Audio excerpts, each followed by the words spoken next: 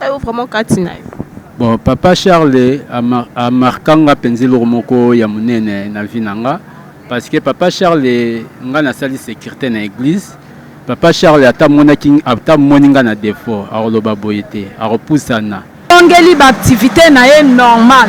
Donc santé akomaki nango selon nde to banda ko mona ye na ba téléphone to solo la. Akoma lisusu kitoko na bonne santé koleka nde azala liboso. ezakilika moko grâce moko pe tozwa ki ya malamu atalisaki biso bolingo ebele alingaki koyoka toloba likambo moko apasi te na minoko na biso spirituel. Moi je dois cette paternité spirituelle des enfants que j'ai, je le dois au pasteur Charles Lès. Ce qu'il a fait pour moi est plus grand parce qu'il a intervenu dans mon ministère et il a réussi. Je vous dis, je suis pasteur, mais ce n'est pas facile de prendre une personne 60 nuits de prière.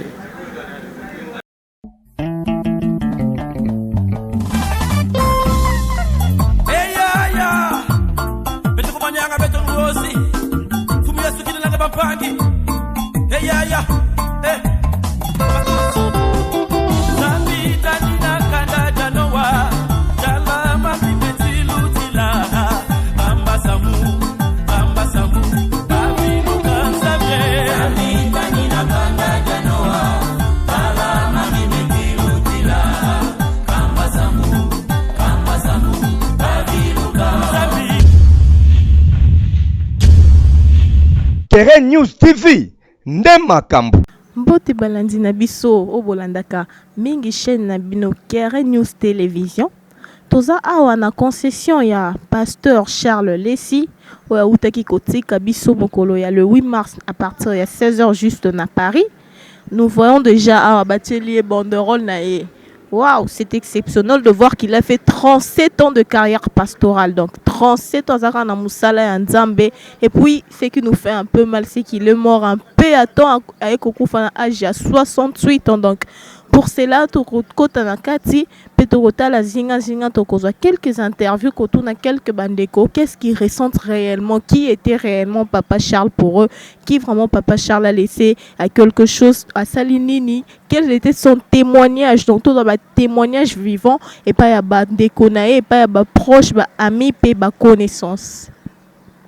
Et bonjour mon frère, comment vous allez? Ouais, très bien, par la grâce de Dieu, malgré. Tout ça vraiment la grâce passe on avait battu comment exprimer en gros mais la grâce un thème il y a de blessures on a perdre tout le monde être cher mort bon habité ce qui n'a que trouver comme mutabo et wapi côté ni habité et le coup moi je n'ai pas l'entendre lui qui est le maître de toutes choses il a permettre les lots de perdre papa le patriarche Charles ou les lots ce qui n'a commis le nom on a télé mi boé.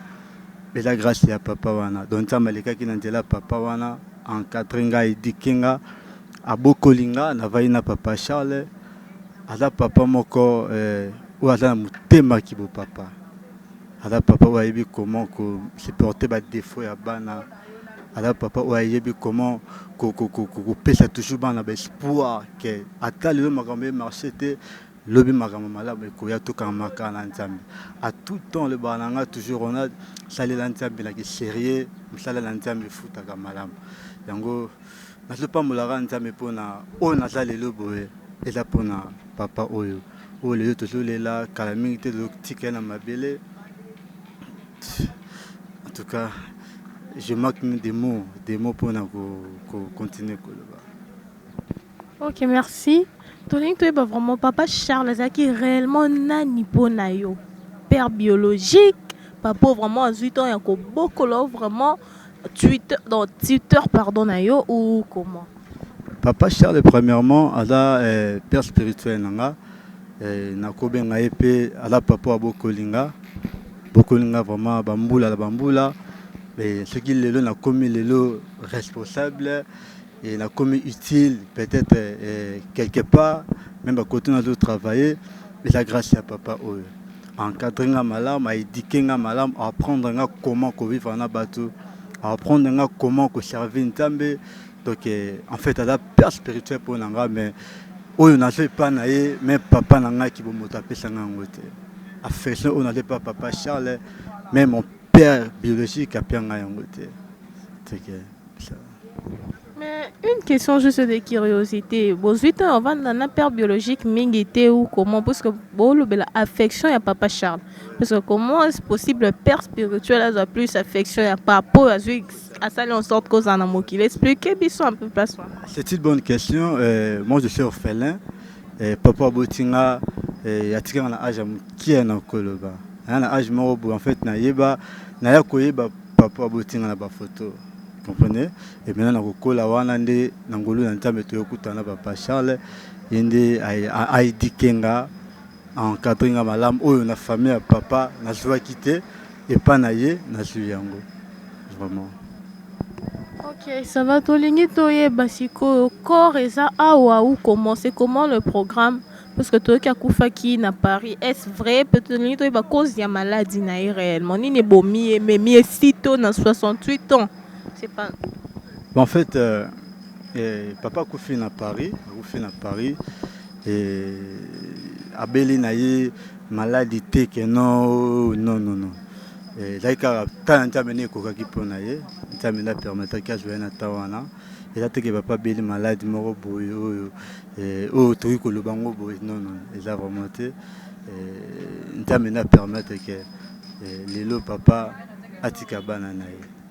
Maintenant, pour notre programme, pour corps et comme à la République démocratique du Congo, les mardis, c'est comme les mardis, le mardi, le 40e, le 12, les mardis, les 17, les 18, si je ne me trompe pas.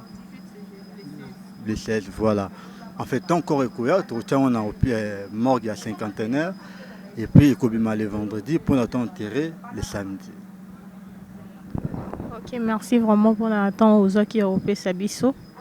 Oui, bandeko toujours pour ça na malembe koko taper ko sing interview et pas bandeko misusu ba expliquer biso bouti comment na ndenge ndeko na biso alobi c'est la prouve que non papa Charles azaki vraiment papa moko balobaka papa motema boboto donc papa boboto donc il a eu même l'audacité et le courage roboko là-bas oh il y a boti réellement tu grâce grâce penza a boko là-bas on te ko exemple moko a liboso na biso peut rekota lisusu pona ko continuer na exemple misusu. Oui, tozo continuer koza ba témoignage concernant papa Charles. Ah, tomoni grande sœur na biso. Bonjour grande sœur. Bonjour madame. Pardon toki koyeba kombo na bino. Oui, sœur Charlie. Oui, maman Charlie, tout le monde a battu vandi et belé concernant lui papa Charles. Tout le monde vraiment papa Charles Azaki nani pour nabino qui il était pour vous? Oui, papa Charles Azaki papa pour nanga. Azaki papa nanga molimo pe Azaki papa ya boko lingai. Azaki vraiment papa moko malamu to vanana bien. Papa moko ya komikitisa makasi asalelaki nzambe na ye na bomoko pe abanda kobanga nzambe vraiment makasi. Bon, c'est un peu ça. Liwa ndenge yake ye ezwi mosali na ye tozozongisaka toujours merci et pas nzambe alola. Maman Dolinto est réellement cause papa Charles a couffé zani parce que tout le monde a couffé à l'âge à 68 ans, c'est trop tôt. Il y a une cause vraiment ebomi ouais mais bien na liwa ou comment? Non, eza liwa kaka eye moto apesaka biso pema azwi pema mosali na ye parce que biso toza na Kinshasa papa azalaki na Europe donc ikolo pema azwi pema na ye papa biso alobaki ya okufa liwa moko amitungisa te akufa liwa moko te atungisa bato te mais akufa liwa moko akimia alors ngonga na ye pe kokaki yango nzambe azwi molimo mosali na c'est un peu ça. Donc, il vous prévenait déjà que Orotik mokili na kimia donc c'est un peu ça. Oui, aza mutu na mutu selande toza na sa moi mutu aloba déjà ngande na abo na déranger mutu te na kufa liwa na ngai fele na kimia c'est un peu ça. Alors nzambe te ma pa yo kaka maloba basali na ye yango pa yo kaki maloba mosali na ye. Ok, maman, tu vraiment tout précision. Expliquez bien vraiment papa Charles Azaki, père biologique, Nabino, papa manquant encadreur, tuteur ou comment? Papa Charles Azalaki, leader. Azaki, papa Nabiso, l'église, ministère sur le pas de Jésus. azalaki donc patriage papa moko malamu apa kozala patriage nga na bokwami na ndako na ye je suis orpheline de mère de père abokoli ngai donc navanda na ye bien en plus asupportaki nga na bafaiblesse na nga. C'est un bon papa vraiment, un bon papa Charles. Oui, mon abino asuke koki kozalani concernant la famille Liwa Oezui papa Charles. Donc expliquez-nous un peu, exprimez un peu vos sentiments. Oui, Liwa ça la passe makasi. Et ça vraiment séparation moko eza douleur pour na mututu mais nzambe oyo asungaka bana bitike ausungaka bana bitike ausunga bana na ye pe o aza nzambe ya baveuve ausunga mama Chantal mpona obokola pe bano pe famille mobimba mama tante Rose batonton Denis Lesi batonton Jean-Marie Lesi Mimi Lesi oyo eza mwana ye ya liboso ausunga ya baya tout ausunga parce que Bible elobi ete il est le Dieu des orphelins le mari des veuves. C'est un peu ça nzambe aopesa bango makasi pe akosunga bango parce que atikaka ba oya ete. Oui, merci à vous tous. Touti komona ande kona biso ndenga uti koloba concernant makambo nyonso papa Charles asalela qui est vraiment nous continuons toujours à dire que papa azaki papa moko malamu papa moko boboto. Donc deux témoignages déjà balobi c'était simplement des orphelins ya zwa ki bango. Donc nous continuons, nous procédons dans cause interview et pas bande komisusu. Nous suivons. Oui, nous continuons. Tomoni ndeko na biso awaza présent. Mbote ndeko. Mbote mama. Papa tolekoki koyeba kombo na yo. Kombo na nga Ige. Ok, merci papa. Okoki ko expliquer biso papa Charles azaki réellement nani pona yo. Bon, papa Charles azalaki vraiment patriage. Donc azalaki mutu munene wa yebani na mboka oyo. Donc papa Charles aza mutu moko na habité sena lobanini. Oya encadré na kati ya ministère sur le pas de Jésus-Christ na sécurité. Donc azalaki mutu moko en tout cas ayebaki vraiment kubanga nzambe. Donc naza na témoignage belé ya oloba. Merci beaucoup maman. Ok, mais pesa biso un peu, relater biso un peu papa Charles, pour besoin un témoignage belé, donc relater biso un peu petit témoignage, là, mort à sala et marqué yo vraiment, et kota yo vraiment katina.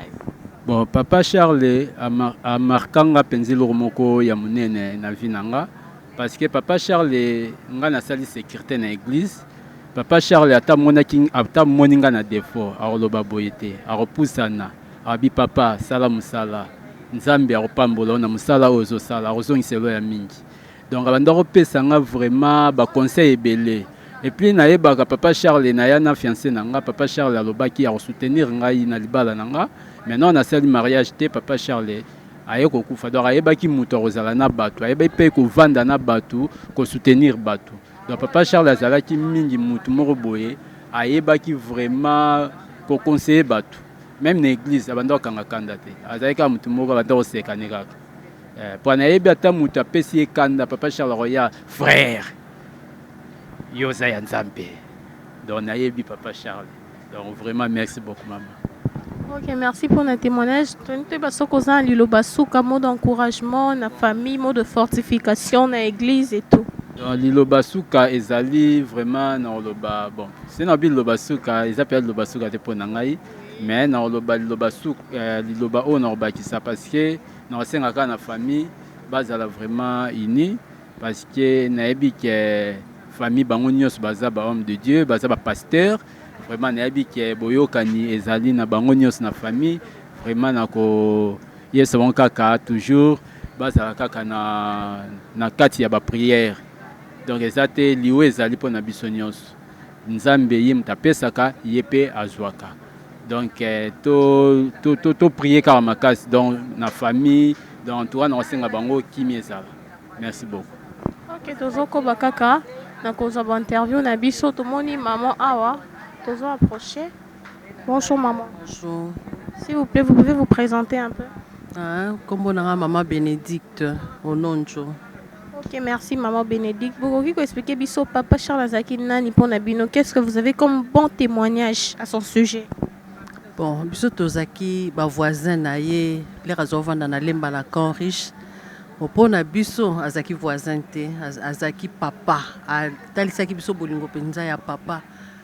Koyeba na ye penza ezalaki likambo moko grâce moko mpe tozwaki ya malamu atalisaki biso bolingo ebele alingaki koyoka toloba likambo moko apasi te na minoko na biso ayaki vers biso biso tokende vers ye te me ye ayaki vers biso ta kutu nde mwana azolela donc pasi eza makasi mingi na motema asalela biso bolamu ebele koloba te ke voisin me papa ndeko mpenza yango moni toyokokabola pasi na libota.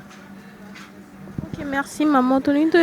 Un dernier mot d'encouragement, mot de fortification. Et puis, qu'est-ce que vous avez comme bon souvenir et pas papa Charles?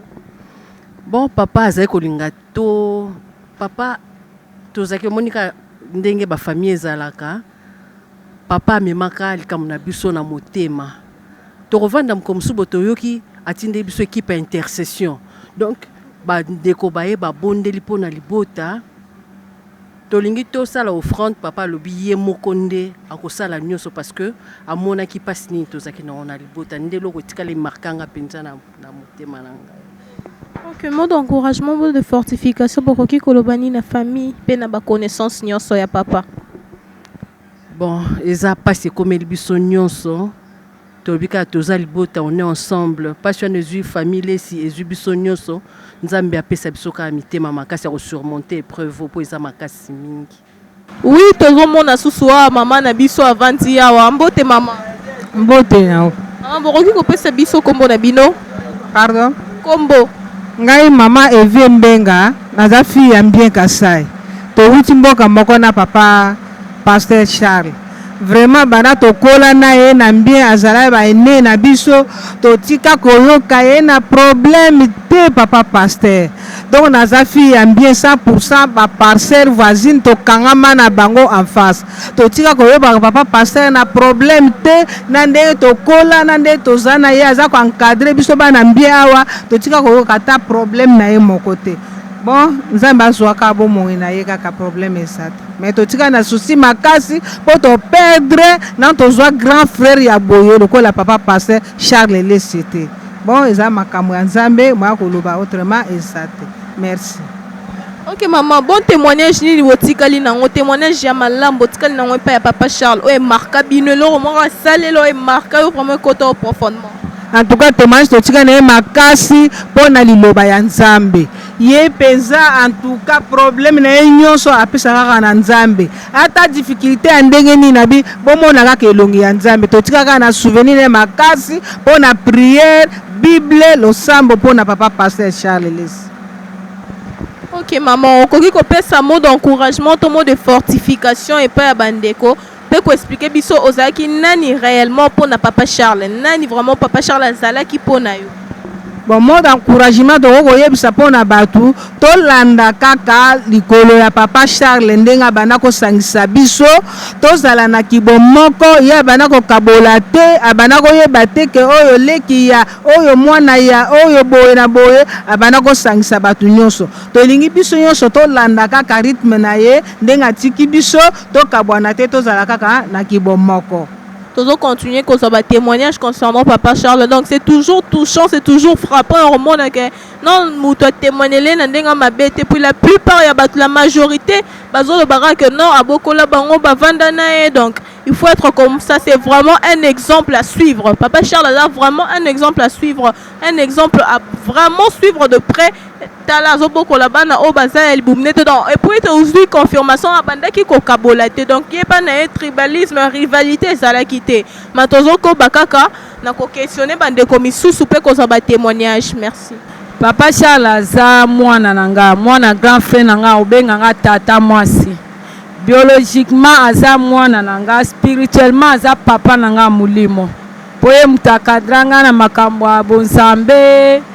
Ye mutu apesanga ainisianga na bafoi ata likambo oyo ekomelinga eza ya pasi me ye aza korasire nzambe akosala tata mwasi nzambe akosala vraiment aza être cher mpo na ngai ndenge na perdre ye banda lendi ti lelo nayebi te nzambe kaka sunga. Oui maman, témoignage nini yango ya malamu vraiment tikali nango epai ya papa Charles. Eloko nini vraiment asalela yo etiki yo vraiment emarqué yo efrappé yo. Papa Charles nazalaki na baproblème. Ntango tokutani na ye na soumettre baproblème nga nazalaki nango, nazalaki séparé na mobali na nga. Ntango na soumettre baproblème ayebisi nga bi mobali na yo azoya koluka yo. Me ngai na motema na nga na bi te papa na supporter mingi na bayabi te. En tant que musali ya Nzambe mobali na yo akoya koluka yo. Et puis makambo wana pe ekokisamaki ndenge ya lobaki. Chaque fois naza likambo so na kei na soumettre le problème que ça soit niveau à problème mais akozongisa ngai sima soki nakendaki na kolela komurmure ntango nazobima epa na ye na oyoka kimia moko na kati ya motema na nga apatia baconseil na ye. Ok, merci maman. On dit qu'on peut sa mot d'encouragement, ton mot de fortification dans amis, connaissances et famille. Naza ko encourager kaka famille ba connaissance toyeba ke aza musali ya Nzambe soki ke lelo akufi eza volonté ya Nzambe po so eza la volonté ya Nzambe taninga akufa te yango wana naza ko encourager bango tolela ye selon bon Nzambe na kolela na koyemba na kobina en tant que musali ya Nzambe. Ok, merci maman. Tout le monde est ici aux attentines. Il y a papa Charles. Cela veut dire qu'on est qui proche. Et tout le monde est but. Il y a Liwan. Parce que total âge est 68 ans. Donc, à Rocky Koko fait un peu si tu bois. Tu sais qu'il y a quelque chose. C'est tout le monde est but. Il y a Liwan. Il y a qui mort. Manque subite. Comment? Papa Charles a souffert. Qui mingi. A bela qui m'a cassé. Tant a bela qui m'a cassé. Qui poto, je crois, en 2018.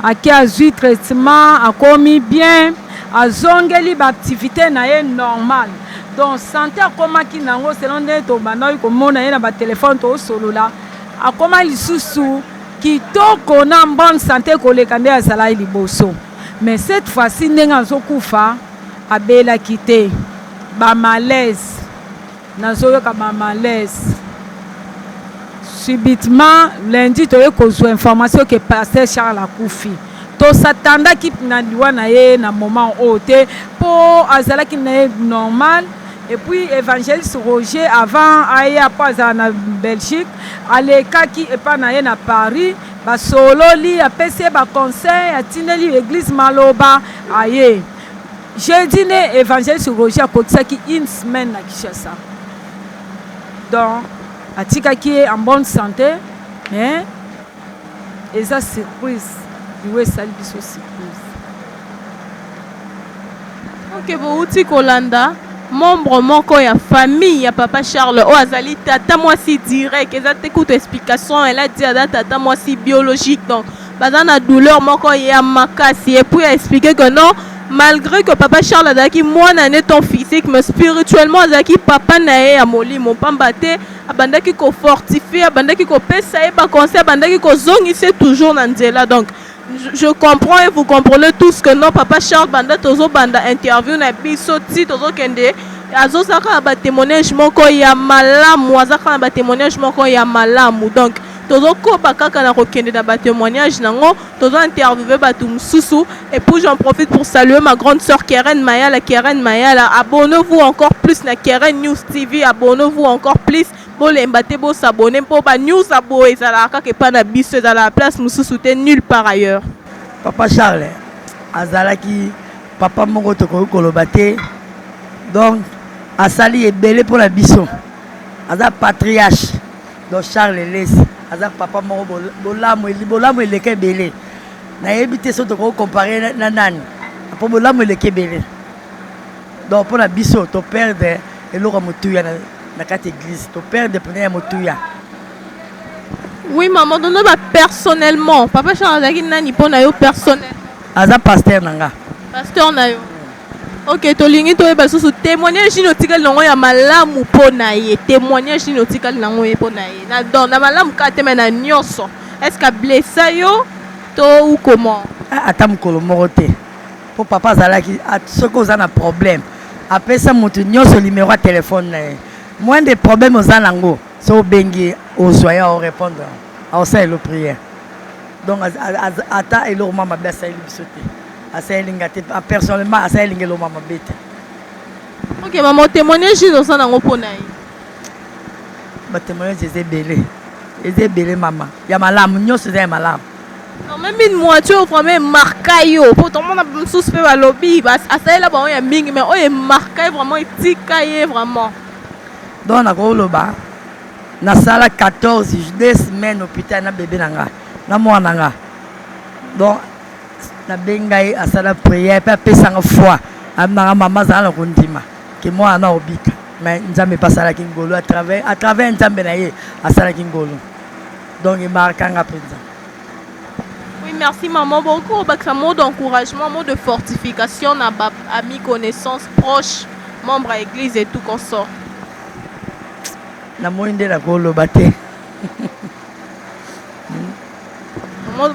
Vous êtes tellement émotionné que vous êtes vraiment émotionné. En tout cas, ça va, merci maman. Oui, tozoko bakaka touti kolanda sous témoignage mususu donc papa Charles azaki mutu moko donc obalubaka charité dans la charité bien ordonnée. Donc azaki bien na batu nyonso ya église ba membre à famille ba mi connaissance bandaki ko kipete bandaki ko kabolate donc tozoko bakaka tozo continuer na koza ba interview pa bande ko misusu. On continue, on est avec vous, on est ensemble. Abonnez-vous encore sur Keren News TV, on est ensemble. Oui, touti nakati koza programme et pas ya papa Nabiso Roger Monko ya membre ya famille ya papa Charles Lessi. On a été informé que d'ici jeudi soir, corps et koutana à partir ya Air France et koya à na Kinshasa pe bakome makor na morgue ya cinquantenaire na morgue de l'hôpital du cinquantenaire de bakome makor na biso pe ekozala exposer les mêmes samedi na mwana kaka na morgue ya cinquantenaire bako exposer yango et puis bako lekana direct vers nécropole entrée ciel et terre na nécropole je précise bako za wana direct rozale belé wana pona ko compatir ensemble na famille. On a présenté mes condoléances à la famille Lessi Mobimba. Je présente mes condoléances aussi à mon grand frère, à mon papa, à mon conseiller, le pasteur Denis Lessi. C'est lui qui me fortifie toujours. On a présenté mes condoléances. On a présenté sous mes condoléances à maman, à ma grande soeur, ma grand frère, à la famille Lessi. Donc, nous demandons que le Seigneur a fortifié la Bible dit c'est lui qui donne le souffle et c'est lui qui récupère son souffle. Donc, papa Charles a découpé manakimia. Quant à moi, je vous dis, on se revoit encore bientôt pour la édition Misusu. Abonnez-vous encore sur Keren News TV, abonnez-vous nombreux. Je resalue encore ma grande soeur Keren Mayala. Mes salutations à toi et au Cordon Rosine, mes salutations à toi, Babi Wana de moi si Maïe, les cordons Rosine. Et derrière la caméra, je vois mon frère Jordan. Je lui salue encore, je salue encore mon frère Jordan, le grand caméraman. Quant à moi, je vous dis à très bientôt. Au revoir. Oui, nous continuons toujours dans le témoignage Nabiso. Nous continuons dans le témoignage Nabiso. Ici, nous voyons notre frère. Bonjour, papa. Bonjour. Oui, comment vous vous appelez? On m'appelle pasteur Achille Mokwa. Oui, pasteur, nous voulons savoir qui était réellement papa Charles pour vous. Qu'est-ce que vous ressentez réellement en vous? Papa Charles, pour moi, c'est vraiment un père. Je ressens une perte, un vide et qui ne sera jamais comblé. S'il faudra que je parle de lui, je dirais qu'il a intervenu dans des moments utiles dans ma vie. Je commencerai par ma conversion en 89. Moi, je suis jumeau. Et c'est lui qui avait déclenché ma délivrance. Je dirais comment, parce que je m'étais converti à Lubumbashi. Lui, il était à Kinshasa. Mes parents étaient à Kinshasa, où se trouvait, comme je dirais, Banzunga Mapasa, quoi.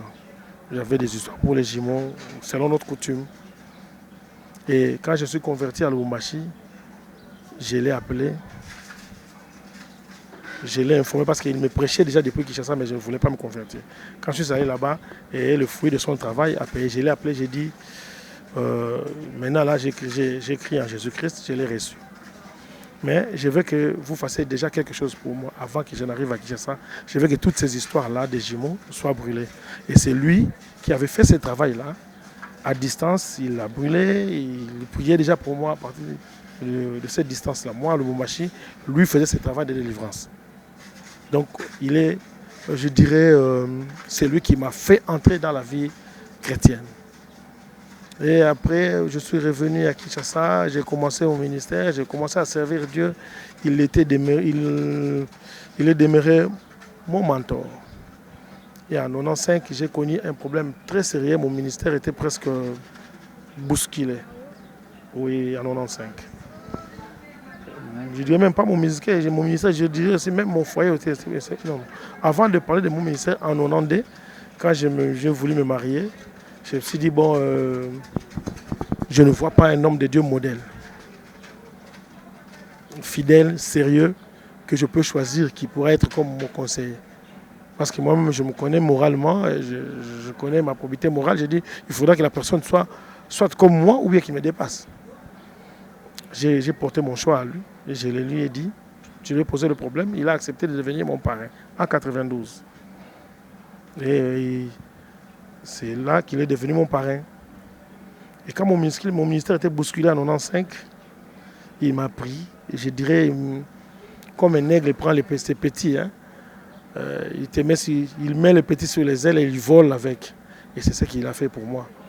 Et il me prenait comme ça là. J'ai dit toutes les nuits. On a fait plus de 2 mois. Je ne passais pas nuit chez moi. Parce que mon ministère était bousculé. Et puis, comme à cette époque-là, ma femme était, comme on dirait, où aller chez mes parents. Donc j'avais tout le temps. Donc toutes les nuits, j'allais chez lui et il priait avec moi de 23h à 5h30 du matin. Et j'ai dit, il a fait avec moi 2 mois de prière pour relever mon problème, parce que j'avais vraiment connu un problème très sérieux dans mon ministère, pour me relever. Et je dirais même, si aujourd'hui je continue à tenir la Bible, à enseigner et prêcher, c'est parce qu'il avait intervenu dans ma vie. Et il a fait comme ça avec moi, je dis 60 nuits de prière. Et il était tout le temps proche de moi. Il ne voulait pas me quitter, en tout cas, d'un seul centimètre. C'était quelque chose pour me réchauffer. Et j'ai béni l'Éternel. Moi, je dirais que c'est me mettre en contact avec lui. C'est Dieu, s'il l'a fait, c'est parce qu'il savait qu'il était vraiment utile pour moi. Et je le regrette. Je regrette vraiment son départ. J'ai béni l'Éternel, car c'est son ouvrier, ses bonnes œuvres, je suis sûr qu'elles vont payer. Qu'elles vont le payer. Et je suis sûr que Dieu le tient dans sa main. En tout cas. Et il a été mon conseiller aussi. Étant parrain, même quand le foyer pouvait bouger, vous imaginez que j'ai 30 ans de mariage. Et je dirais, le couple, s'il faut parler de couple stable, je peux dire, je suis parmi ceux qui ont des couples stables. Et donc, un foyer où jamais la femme n'est rentrée chez elle, hein, ni convoquer une réunion de famille, venez, on va parler avec ma femme. Non, non, non. C'était suite à ses conseils. Et en tout cas, il a fait son travail. Je dirais, dans ma vie, il a joué sa partition. Et je suis vraiment reconnaissant pour lui. Je dirais peut-être, je suis le grand perdant. Parce que même ma femme a dit, parce qu'il était là. Quand on avait un problème, en tout cas, il était là pour conseiller.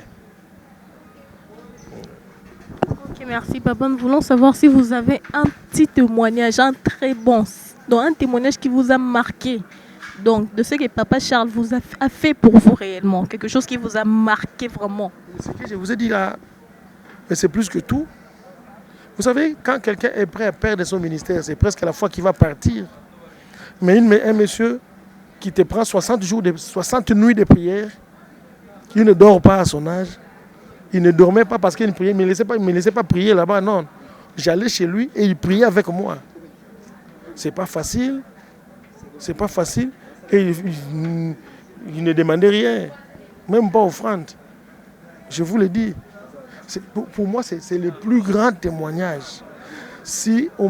J'étais bien dit, si jusqu'aujourd'hui je tiens la Bible pour prêcher, c'est parce qu'il a intervenu dans ma vie. Qu'est-ce que vous voulez encore, je vous donne comme témoignage? guérison des maladies. Ce sont des petits témoignages. Non. Que non, au début de notre mariage, ma femme avait un problème de conception et après, ce sont des petits témoignages. Mon ministère est là. Et c'est vrai, il a intervenu quand on avait un problème de conception au début de notre foyer. Oui. Et c'est lui-même, d'ailleurs, c'est lui qui a prophétisé pour nous dire que non, vous aurez une fille, après une fille, vous aurez un garçon. Et c'est ce qui s'est fait. Donc là, moi je trouve ça ce sont de petits témoignages. Mais il a réussi à me garder dans la foi, à me relever.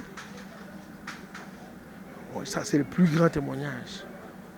Aujourd'hui, s'il y a des enfants, il y a des ceux qui m'appellent leur père spirituel, moi, je dois cette paternité spirituelle des enfants que j'ai, je le dois au pasteur Charles Lessi. Ce qu'il a fait pour moi est plus grand, parce qu'il a intervenu dans mon ministère et il a réussi. Je vous dis, je suis pasteur, mais ce n'est pas facile de prendre une personne 60 nuits de prière. Parce qu'il avait ses occupations. On le faisait la nuit parce que la journée, il devait, soit je venais, on allait à l'église sur les pas, au retour. Au reste, la nuit, on prie ensemble. Donc, au fait, il a donné tout son temps pour moi. Le témoignage des miracles, il y a tellement nombreux, il y en a légion. Je ne vois pas qu'est-ce que je peux épingler. J'ai cité par exemple qu'au début de notre foyer, nous avions eu un problème de conception. Je suis marié en 92, ma fille est née de 95, vous comprenez. Donc là, pour moi, c'est un témoignage, mais par rapport à celui du ministère, de la vie spirituelle d'une personne, je crois que c'est le plus grand. Le plus grand. Okay, merci beaucoup. Nous avons tous suivi. Okay. Ta femme va concevoir et il aura d'abord... je sais que tu vas avoir un garçon, mais tu auras d'abord une fille, après tu auras un garçon. Et cela se réalise. Tout ce qu'il a dit, ou tout ce qu'il disait, en tout cas pour moi, ça s'est réalisé. S'il faut parler des grands serviteurs de Dieu, ici au Congo, moi, en tout cas, si je ne cite pas son nom, je ne sais pas. Ou si on ne cite pas son nom, alors ces gens-là peut-être ne le connaissent pas. Bon, surtout que, vous savez, chez nous, on cite les grands selon qu'ils passent aux médias. Hein. Comme lui, il n'était pas très, très médiatisé. C'est pourquoi des fois, on ne pouvait pas savoir ce qu'il était vraiment. Mais c'est un grand. Et la RDC a perdu un grand. Pardon? Oui. Le monde entier même. Comme vous l'avez dit, merci beaucoup. Le monde entier même. C'est pourquoi la plupart des serviteurs de Dieu l'appellent patriarche. Il est digne d'être appelé patriarche. Parce que moi, j'ai des enfants spirituels qui ont des enfants spirituels et moi, je le reconnais. Et je reconnais la grandeur du pasteur Charles, malgré ma progéniture spirituelle. Vous comprenez? Il n'est pas n'importe qui. Pour ne pas dire qu'il n'était pas n'importe qui. Dieu a permis que son ouvrier rentre chez lui. Bon. C'était un regret pour nous, mais nous n'avons pas de choix. Nous ne pouvons que dire gloire au Seigneur.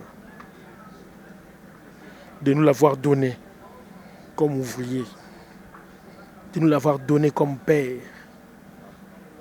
Nous glorifions vraiment Dieu. Je suis fier de lui. Quand on dit, qu'on me demande, yo pose à moi un pasteur Charles, je suis fier de le dire. Je suis fier de le dire et je suis très fier de le redire encore. Je le dirai et je le dirai encore. Parce que mon ministère, ma vie conjugale, je le dois au pasteur Charles Lessi. Moi-même, je sais ce qu'il y a eu. Je sais ce que j'ai senti quand j'ai eu cette nouvelle-là. Donc, pasteur Achille, juste un dernier mot d'encouragement, mot de fortification pour les amis proches, famille, surtout la famille et la connaissance. Oui. que Dieu fortifie toute la famille. Mais ce qui me plaît le plus, c'est quoi? C'est que le pasteur Charles était vraiment un pasteur. Même pour sa famille. Il avait réussi à amener tout le monde dans la voie du Christ. Et je sais que tout le monde là, toute la famille qui est dans la voie du Christ, des fois, quand on causait en famille, on disait « Ah, pasteur Charles est monté la foi ». Et il a communiqué cette foi-là à la famille. Il a communiqué les désirs de la parole de Dieu à la famille. Et je demande seulement à la famille de garder tout ce que le pasteur Charles leur avait laissé. Donc la parole de Dieu ainsi que la foi. Qu'ils gardent seulement cela. Et Dieu va nous fortifier. Je ne dis pas que Dieu va nous fortifier tous. Et je bénis toute la famille. Je ne veux pas que nous puissions demeurer en train de pleurer, tout ça, non. Nous devons demeurer dans la prière, soutenir toute la famille, afin que nous soyons tous forts, afin que toute la famille soit forte. Et que ce ne soit pas qu'après le pasteur Charles Lessi, que dans la famille, qu'il y ait des pertes de gens, ça veut dire qu'il y ait des pertes de foi. Non, non, que tout le monde demeure enfant de Dieu. Que personne n'abandonne la foi. Que la perte de pasteur Charles Lessi ne nous pousse pas à abandonner la foi. Parce qu'il y a des gens qui diraient « Ah, on a pensé à la foi qui est bon au biso. » Non, non, Dieu est souverain. Dieu est souverain. Nous devons accepter la souveraineté de Dieu. Il a accepté de nous ravir son ouvrier. Disons gloire et louange soit rendu Seigneur Jésus-Christ. Et j'ai dit Amen. Merci, nous venons d'avoir le témoignage du pasteur Achille, qui était un fils spirituel propre du pasteur Charles. Si nous avons tous entendu, donc depuis le début, je vous dis toujours que ces témoignages sont toujours touchants et frappants. Bien sûr que on n'a pas vraiment, dans les rythmes de grands pasteurs, c'est lancé que le pasteur Achille a dit, les médias et tout, on ne lui voyait pas, on ne lui comptait pas, mais en connaissance spirituelle, nous connaissons tous que le pasteur Charles Lessi, Adaki Moussali, Nzambe Moko Yamanka, Simoto Namolende, comme on le dit toujours, et nous rendons toujours grâce au Seigneur parce que sa volonté a été faite, comme le dit dans la Bible, sa volonté soit faite et il a décidé autrement. Personne ne peut changer sa décision, il sait le pourquoi. Et quant à moi, je vous dis qu'on continue encore nos interviews avec le membre de la famille et nous serons toujours là. Restez toujours scotchés, branchés sur votre chaîne Keren News TV.